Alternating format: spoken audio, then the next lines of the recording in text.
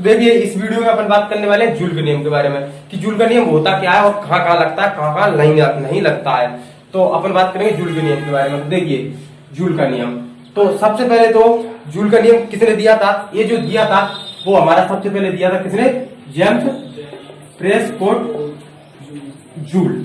ये जो वैज्ञानिक थे जेम्स प्रेस्कॉट नामक वैज्ञानिक थे, इन्होंने सन 1841 में जूल का नियम दिया था। और ये कहाँ के रहने वाले थे? ये इंग्लैंड के रहने वाले थे। इन्होंने क्या कहा था ये समझेंगे अपन पहले तो सबसे पहले तो ये है कि देखिए जब किसी चालक में से विद्युत धारा प्रवाहित की जाती है, कोई भी चालक है, जैसे मान लो हमारा ये चालक है, इसको हमने कह दिया चालक, समझना एक चालक है, इसे चालक में से विद्युत धारा प्रवाहित की जाएगी तो क्या क्या होगा वो देखना है। तो इसमें से जब हम विद्युत धारा प्रवाहित करेंगे तो इसमें सबसे पहली बात तो ये गर्म हो जाता है। आपने देखा होगा कभी भी कोई भी तार में से हम विद्युत धारा प्रवाहित करते हैं तो क्या हो जाता है? वो तार गर्म हो जाता है ना। अब वो गर्म होता है तो उसमें कितनी ऊष्मा उत्पन्न होती है ये ज्ञात करने के लिए हमारे जो वैज्ञानिक थे जूल, उन्होंने नियम दिया है। उस नियम को अपन पढ़ रहे हैं, ठीक है। तो अब कितना गर्म होता है, कितनी ऊष्मा देता है वो, ये सारी बातें अपन जानेंगे। तो अपन ने जो लिखा है, क्या लिखा है कि किसी भी चालक में पैदा हुई ऊष्मा, उस चालक में या इस चालक में पैदा हुई ऊष्मा काय के विद्युत धारा के वर्ग और समय और रेजिस्टेंस के गुणनफल के अनुक्रमानुपाती होती है।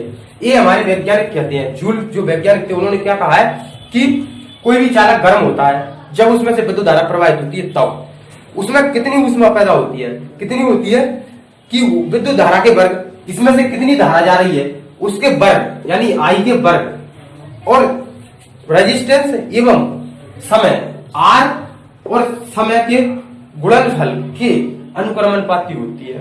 ये आपको ध्यान रखना है। और ये जो क्या हो रही है उत्पन्न ऊष्मा H बराबर क्या है? I²RT। ये फॉर्मूला दिया था उन्होंने। अब ये कैसे बन गया? तो हमने परिभाषा में बताया आपको, इस परिभाषा से ये फॉर्मूला बन गया कि विद्युत धारा के वर्ग रेजिस्टेंस बस समय के गुणनफल के अनुक्रमानुपाती होती है। क्या? H क्या है यहाँ पर? ऊष्मा। और ऊष्मा की जो इकाई होती है वो क्या होती है? तुम्हें हम पहले ही बता चुके हैं, क्या होती है? जूल होती है ऊष्मा की इकाई। अब तो आगे तो इस प्रकार से तो क्या है हमारे जूल के नियम का फॉर्मूला बनके तैयार, ये इसका नियम है। अगर क्वेश्चन कभी आता है, क्वेश्चन कैसे आता है? क्वेश्चन ऐसे आता है कि वो कहेगा आपसे, क्या कहेगा? इस चालक में 2 एम्पियर की धारा जा रही है, कहेगा 2 एम्पियर की धारा जा रही है, इसका रेजिस्टेंस 5 ओम है और कहेगा इसमें हम दे रहे हैं 5 सेकंड के लिए, 5 सेकंड के लिए दे रहे हैं तो इसमें कितनी हीट उत्पन्न होगी ये कहेगा वो। इस प्रतिरोध में कितनी हीट उत्पन्न होगी।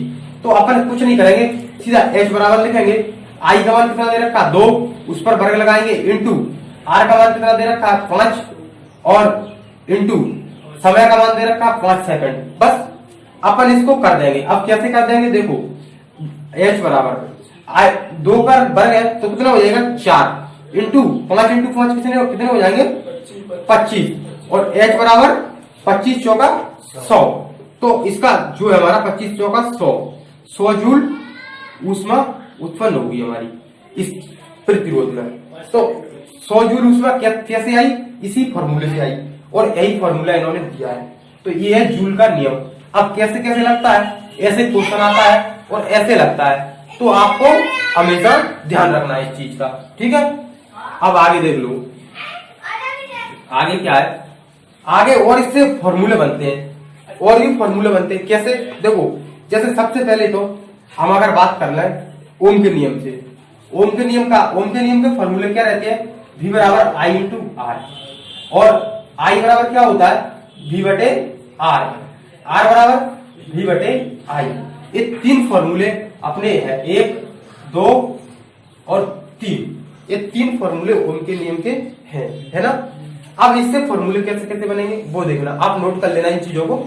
तो देखो आगे क्या है? सबसे पहली बात तो अगर हम बात करें कि I इंटू R है, समझना, या आप ये समझ लो I है, तो I का मान अगर हम यहाँ पर रख दें ओम के नियम से, अगर I का मान रखें, I बराबर क्या होता है? V बटे R।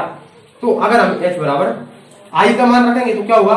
V² V बटे में R इंटू ये क्या वर्ग लगेगा, इस पर लगेगा, लग गया, आर इंटू टी, ऐसे होना।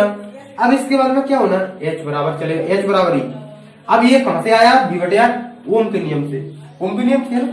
तो एच बराबर देखो, एच बराबर बी स्क्वायर बटे आर, और आर स्क्वायर भी तो होगा ना, देखो बी दोनों पर बढ़ गए, तो B square R square into R और इंटू टी होगा ना।